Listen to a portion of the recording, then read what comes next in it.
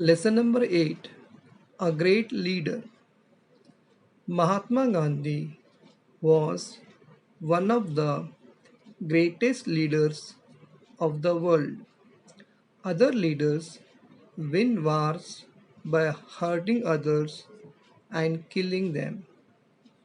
Mahatma Gandhi did not use any arms and weapons like guns, rifles, or bombs, and yet he won the war of India's independence.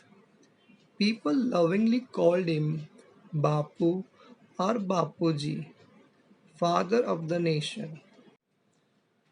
Gandhiji was a man of iron will. If he decided to do something, he did it no matter how difficult it was. One day, he decided that he would have an early morning prayer every day. From that day onwards, he never missed the prayer. Gandhiji gave a lot of importance to truth, simplicity, and non-violence, that is, not hurting others. Gandhiji's dress was very simple, just a loincloth, a dhoti worn above the knees, and sometimes a shawl.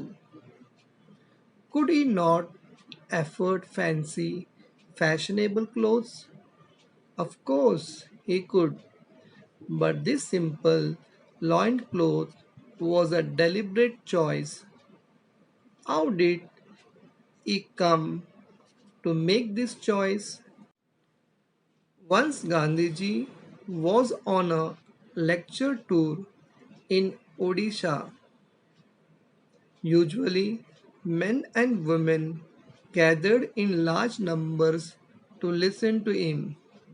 In Odisha, however, women were not seen at these public meetings or lectures. On making inquiries, Gandhiji found that the people in that part of the country were so poor that their women folk had not a decent thing to wear. Therefore, they kept away from public functions. Gandhiji was deeply pained to hear this.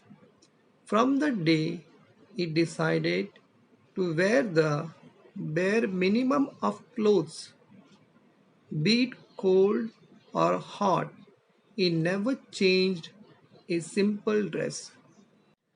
Once he had gone to England to attend a very important conference.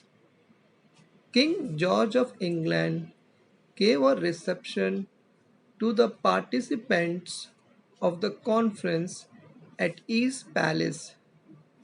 People received by the king have to dress up in a certain way. At that time, England ruled over India. Wanted to know if Gandhiji would change the style of his dress to see the king. Gandhiji made it very clear that he would be dressed in his usual way, even when visiting the King of England. He would wear the dress of the people whom he represented. Gandhiji was not bothered by what style of dress the British approved of, so long as the poor people in his country did not have enough clothes to wear. Finally, the king had to welcome at his reception this great man dressed in a simple loincloth and a shawl. The king himself was dressed quite extravagantly.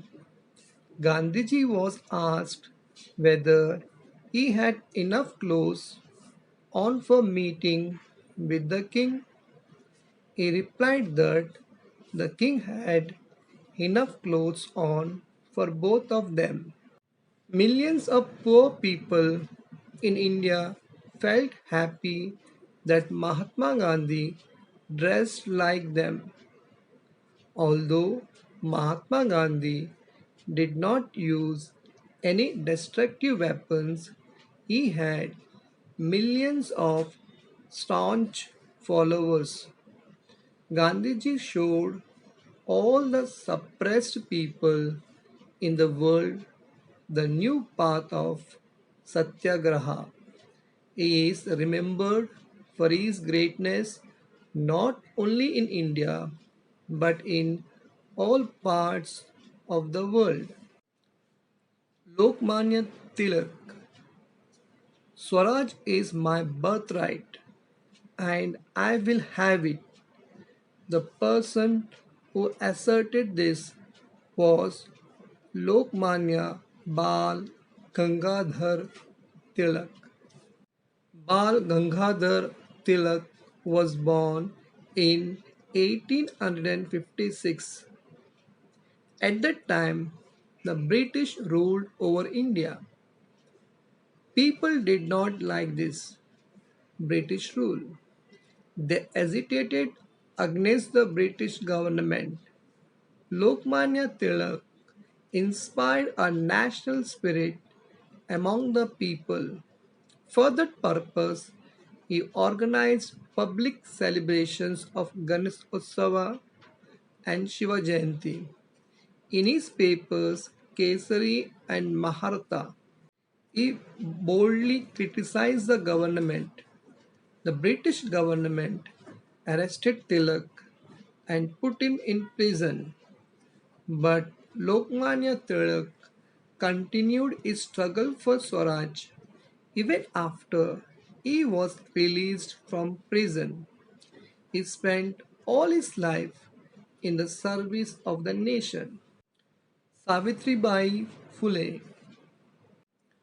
Today, we see that girls go to school, colleges, and excel in every walk of life along with men.